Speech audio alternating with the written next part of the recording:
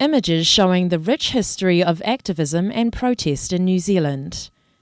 All in the name of keeping the peace, a movement that is also needed in present times. I mean, the world is facing grim future in many directions. It's just not nuclear weapons. I mean, that is a problem. I mean, when I was 5 years old, there were 2 nuclear weapons, small atomic bombs. Now there are about 17,000, going up to 50 megaton bombs. So it's radically different. With a long history of peaceworks, President of the Peace Foundation, John Hinchcliff, says the time for action is now. I think things have got worse, actually, far worse, and the lack of interest. And I think there's a skepticism that we can do anything, and it's better to hide in the sand.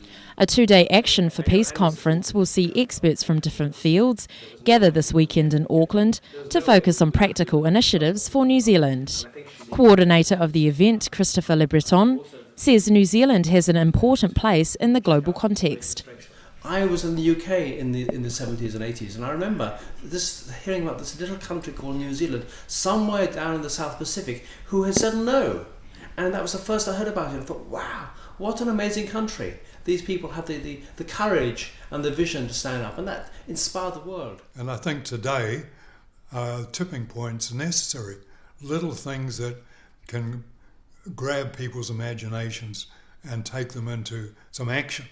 This death or drowning of the young boy in one of the refugees' families has really captured the world, and they've suddenly decided that we need to help them more.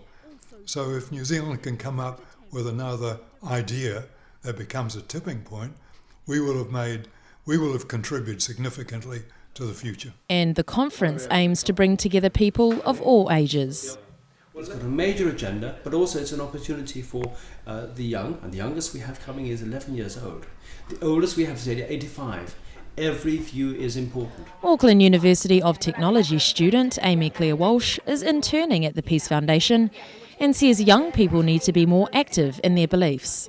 I think it's more talking than actually acting, and I think that that's what needs to be kind of focused on by younger generations is, okay, I can voice my opinion on Facebook, but if there's a protest, I would like to participate in it. There certainly are people that going to those protests and, proudly saying, I want this, or I don't want this, or I support this, etc. But I think that it needs to be more action opposed to just speaking, because I think that the youth don't realise how powerful they actually are in changing the world and bringing about peace for the future. And she says for those already involved, the key is spreading their message to engage others. One of the main things is, a few years ago you would never see on Facebook photos of Syrian children that had been washed up and whatnot. That's very heartbreaking, and it's got the shock factor, which we don't really want to disturb people's ideas, but we do want them to make them think. And I think that if people didn't care enough to share those photos, you wouldn't be spreading it. So I think for those people who are kind of a little bit closed-minded, or they haven't really thought about the future, just making sure that they do hear you in your own way, and holding conferences or talking about it on Facebook will definitely get the message across eventually. People will do something, I think, if they're challenged to do something. So often they're facing cynicism, skepticism, pessimism. I don't think I could be an optimist given the huge problems, but I have a sense of hope that we can make a difference. Alistair Cutter for Pacific Media Watch.